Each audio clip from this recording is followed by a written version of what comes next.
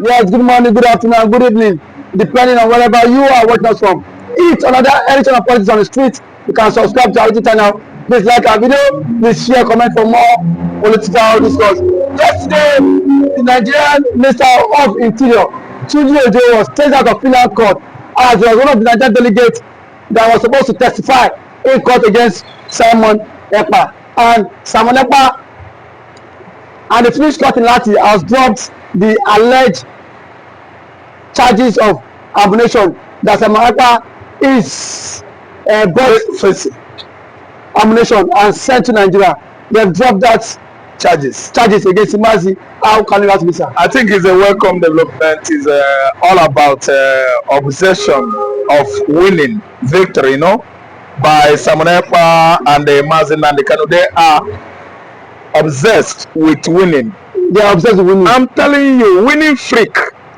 Each and every time Ekpa appears in the court, he wins. Why? Because someone that has not committed any criminality, you know, should not be subjected to that kind of, let me say, punishment or constant legal tormentation, to and fro all the time into the bank, court, sorry, for nothing's sake. Someone that has not committed offense, what is he doing there? They are just trying to commit an act of treachery, which of course they committed against nnamdikanu. The treachery in the Bible committed by the man that roped in Daniel, that Daniel has committed so offense against the king. The man was you know, in Daniel he said, thrown into the lion den, and the lion consumed him.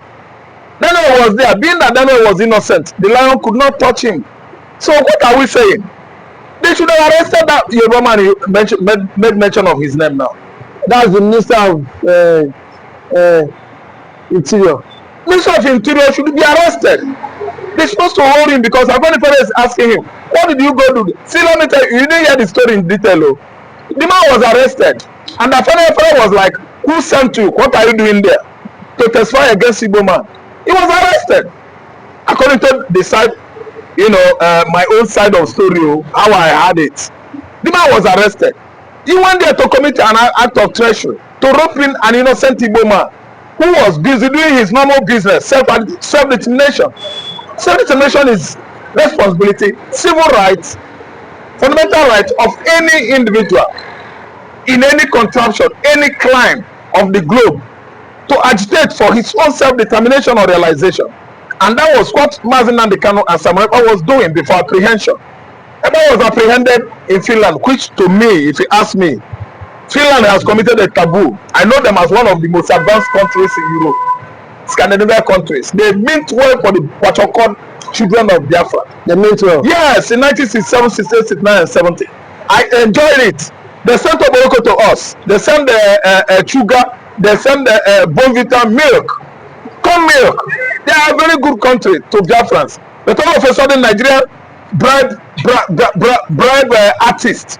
Nigeria bribe experts. Nigerian corruption, let me say, managers actually bought Finland by giving that contract to one of the Finnish companies. That's why all of a sudden Finland started dancing another tune, different tune. I don't really understand. To CDS, to Bianco, to Tinubu. That was how they wanted to nail Aba. But of course they don't have this treaty pact with Nigeria to extradite from Finland into Nigeria. They don't have that kind of document or an agreement. That's why Simon Ekpa was waiting until they finally went to the court. And you can see it's all about winning freak. Ekpa is obsessed with victory, winning, and likewise nnamdikanu. Obsession of victory is the problem the two accused are suffering. But Mazi, can an individual manufacture firearms? Why is this claim coming from that Simon Ekpa is manufacturing firearms and then he sent it to Nigeria? Okay, thank you so much. Actually, that is where they wrote themselves. Nigeria has been loading their then gun over the years, you know, to shoot Ekpa and nnamdikanu and other Biafran faithfuls. And today we've seen, actually, when they finished loading the guns, what happened? They turned the guns against themselves and shot themselves on their feet. Ekpa manufacturing firearms where? How? Where?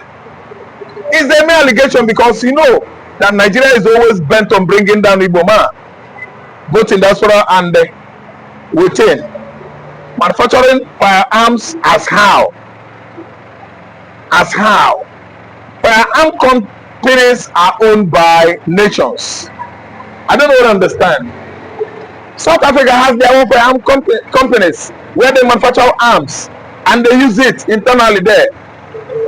Likewise UK, likewise Israel, sophisticated firearms manufactured by the Israeli, used internally and externally. How then did Simon Ekpa has that kind of money to establish firearms company in Finland, in faraway Finland? I think Nigeria has tried all they could to actually rope that man in and buy him, but they could no longer buy him. They buy all they could to rope him in and buy him. They have been waiting. Many people have been gathering firewood since last year, December, November. Ekpa was apprehended in Finland. Nigeria employed many mercenaries to be what?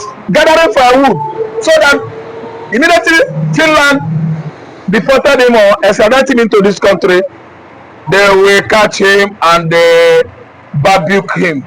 And so they will use him do aso, so that Ababi will eat, Tinubu will eat, Buhari will eat his meat. CD Musa Christopher, CDS, Malami will eat his meat. Buhari will chop his meat. They have been working hard to barbecue that guy, but God has actually at least saved his life. God is on his side.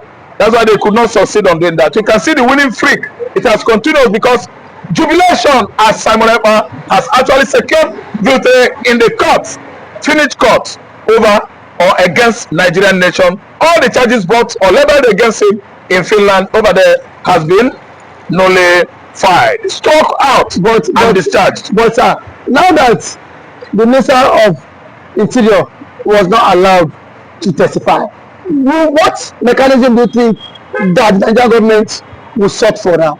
Okay, they will sort for, let me say, they will seek for celebration and the dancing of shame. Because why? Malame has failed. Malame is dancing a dance of shame as I'm talking to you now. A dance of shame. For years, for abducting nnamdikanu, kidnapped him right away from Nairobi, Kenya into Nigeria as an AGF that has not passed elementary 6, he is.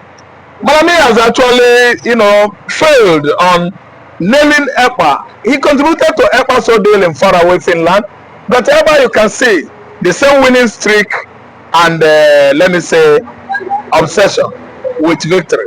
Whatever they do, Mazi Ekpa and Mazi nnamdikanu, they are victorious. So obsessed with victory wherever they find themselves, business-wise, legal-wise, and otherwise. Victory, in fact, is a problem that these two are suffering as a health. Okay, now, Mazi, before I let you go now, why is it that whatever Simon Ekpa and Mazi nnamdikanu appears in court, they are so composed and relaxed and confident that knowing fully well they will triumph. We see that in the eyes of Simon Ekpa when he arrived the court yesterday, and then we will see that tomorrow when Mazi nnamdikanu would arrive the court. He's always confident. What do you think? Do you think that is the trademark of an Igbo man? Yes, the trademark of an Igbo man is that we are businessmen, we are Republicans, we don't violate law, we are not crooked in nature. That's why anytime the two appears in the court, you see the confidence on Mazi nnamdikanu's eyes. His facial appearance will be glowing like the morning sun. Why? Self-determination is it. Is individual right of every individual, constitutional right of every Nigerian, constitutional right of every Southeasterners to agitate for self-determination. It is no violation of crime. It has never contravened any part of embedded Nigerian constitutions. No, it is against their fundamental human right or constitutional right to take them to court because they are agitating for separation. It is allowed. International Charter allows it. United Nations allows it. So why? What's the need of taking them to the court? That's why you see all of them, they are with all airs of what? Confidence. I don't understand.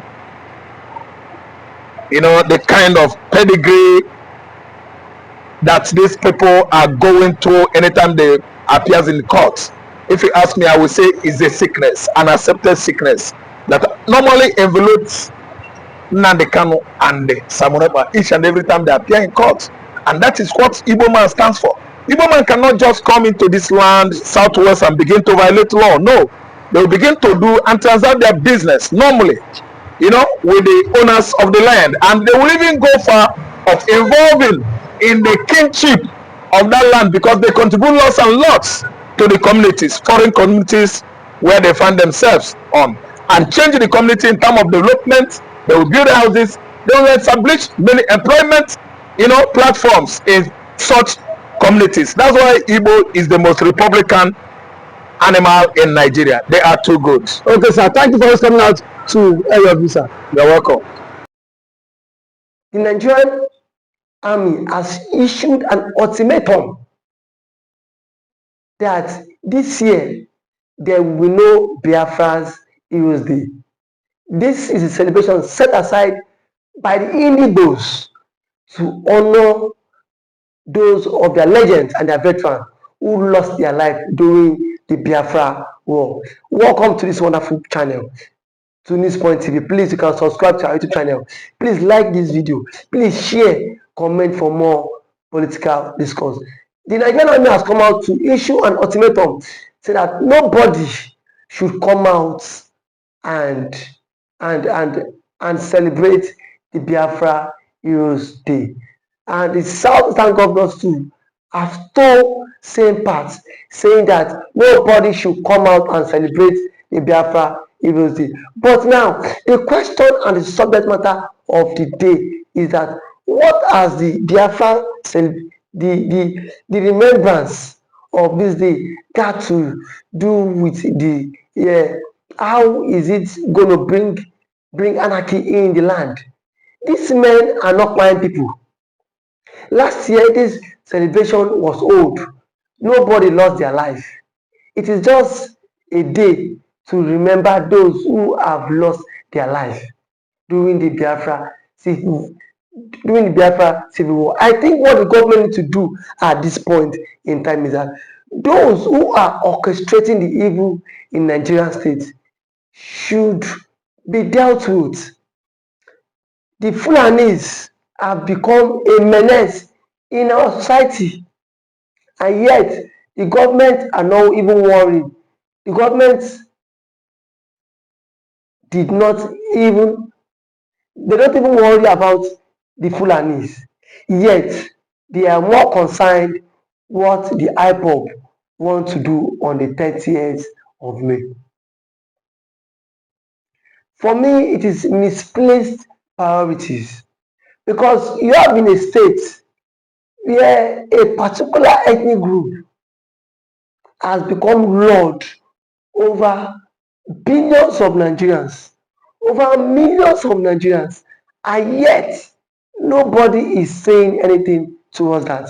Nobody is calling the Fulanis, calling them to order. Nobody is telling them that the Fulanis are treading in the wrong direction. But yet they are using everything possible to oppress the Igbo man, to oppress their struggle, to oppress everything that belongs to them. The question is, how long can we continue in this contraption called Nigeria? Yes, how long can we continue in this contraption called Nigeria? The IPOB on their own has said that day nothing will stop that day. And they mean their words that nothing will stop the Biafra celebration day in the East. I'm not even against what the army have said, But I'm against the Southeastern governors who don't promote their own, who at every point in time antagonize their own thing. Antagonize their own thing. Are you telling me that in the north, some governors don't know who is sponsoring this Fulani bandits?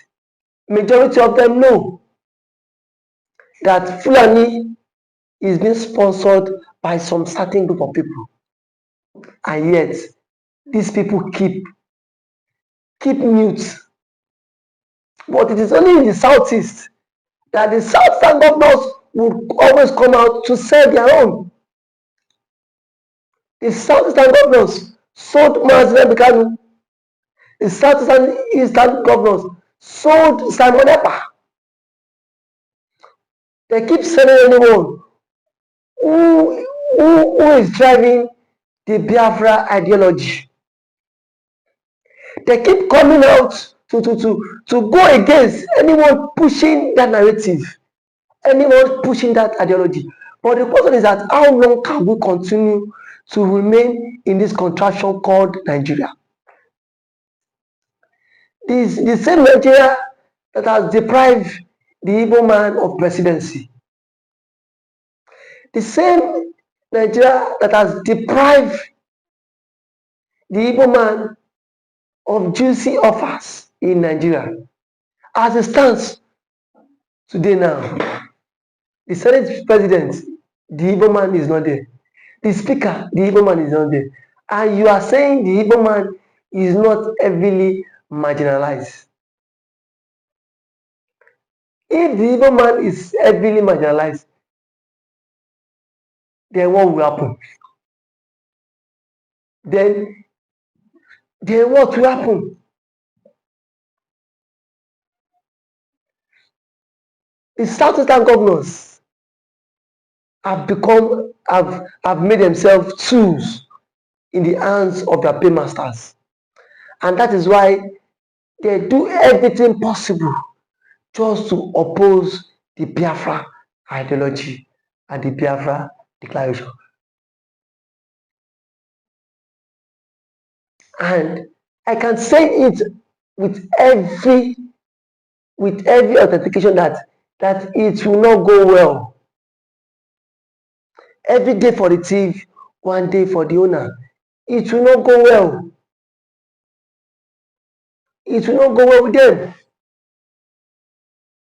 Because as it stands, we know Nigeria is not a state that preach through federalism, that preaches for democracy.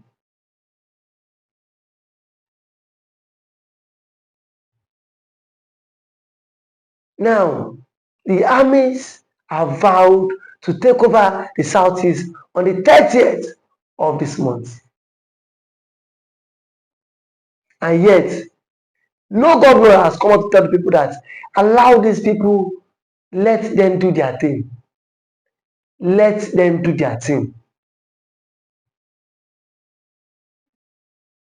If the governors in the southeast can shorten his people, I am certain, I am sure, I am very sure that the army would not threaten those who want to come out to celebrate on the 30th, to celebrate the Biafra Heroes Day, just because the governors themselves are also part of the problem. The governors themselves are in support of the Nigerian government. They are also in support of the Nigerian state, knowing fully well that after you serve the Nigerian government, you will come back to your homeland. You come back to your homeland. And if you come back to your homeland, how will the people rate you? How will the people rate you? How will the people see you? Is this individual truly a good leader?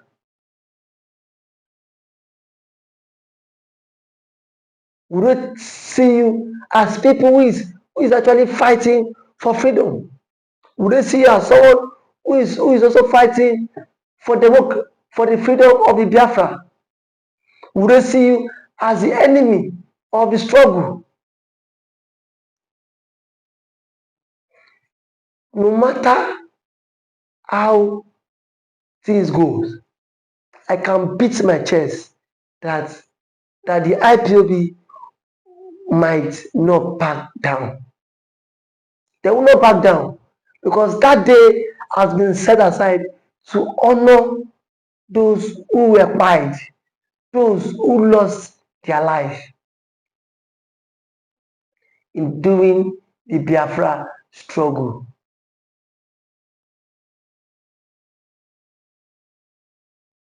Nobody can say that if today the Yorubas want to celebrate the Oduduwa, nobody can tell them not to celebrate the not to celebrate the Oduduwa. But why are you telling the Igbos not to celebrate the heroes, their leaders? The question is, for how long can we continue like this?